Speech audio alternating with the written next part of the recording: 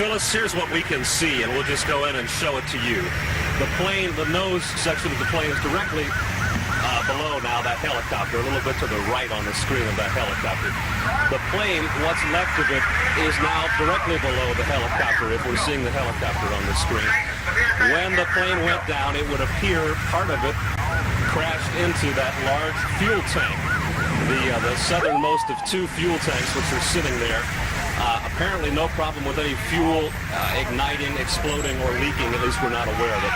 The smoke you see coming up, the whitish smoke, is from what's left of that plane, from what we've been hearing in Delta L-1011. And again, the tail section is maybe 100 yards southwest of that. Before the plane got there, it came directly over 114, and I understand hit some cars as it came to its resting place. We have a witness here, Anthony Rogers. Anthony, do come in here a second. Can you tell us what you saw, where you were when all this happened? I was headed west on 114, and the rain was so hard you couldn't see 30 foot in front of you. And all of a sudden, it seemed like just caught a tire, a glimpse of a tire, and a big jolt just bounced my car. I pulled over and trying to gain myself, and I got out and walked over toward this other car, and saw the guy had been taken out of it. He was like 30 foot from his car. He was decapitated, and I don't know, it's just still trying to gather everything right now. I can't believe it happened. So his car, did the plane hit your car and then hit his car? Yes.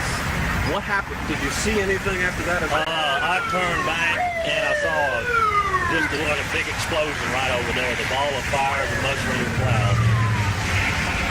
Any sign of life coming from that in terms of anybody running from the plane or anything like that? None whatsoever. Okay. How bad did the situation get out here? We see several smashed cars.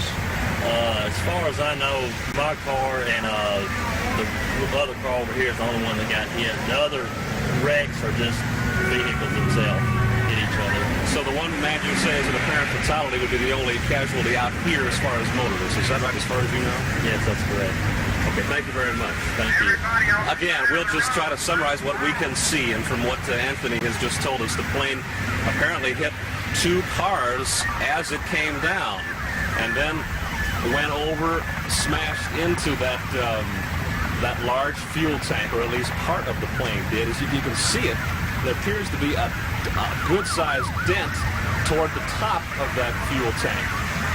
The body of the plane then came to rest, as it appeared, directly below it, a little bit to the west. You may be able to make out where the smoke is coming up, a white section of the plane. It would almost appear to be a window from our vantage point. And again, the camera may be seeing more than I am at this point. I'm going to call in Nan Goplerud right here. She's been on the other side of this. Nan, they want to know what we can see in terms of, I'll say this, Tracy, we're about a mile, maybe a quarter of a mile from the crash site, and Nan has been on the other side, which is directly next to a UPS terminal of some sort. What did you see? From that view, it appeared that there were two planes that were untouched cargo planes, and we could see the fire department spraying those tanks. I've been told those are water tanks now. Okay, water tanks. And we could see just the tail section sticking up. We did not see anybody. We have seen just a steady stream of ambulances and police cars coming into the scene, care flight helicopters, and then turning around, picking up whoever and driving out. Is there evidence that some of those people leaving in the care flight helicopters or other ambulances may be alive at this point? Do you have any inkling, Lauren? We have no way of telling. Some of them were moving very quickly leaving, others were moving very slowly as they left. Could you see how much of the plane itself is left from your vantage point? The only thing we could see from our vantage point was just the tail section, which you can see from here as well. Everything else appeared to be flat, but we were blocked by a fence, and we were quite a distance away from it as well. Okay, Matt corrects us that those are water tanks. That would explain why nothing went up when the plane hit it, which I guess was lucky with all the other planes nearby.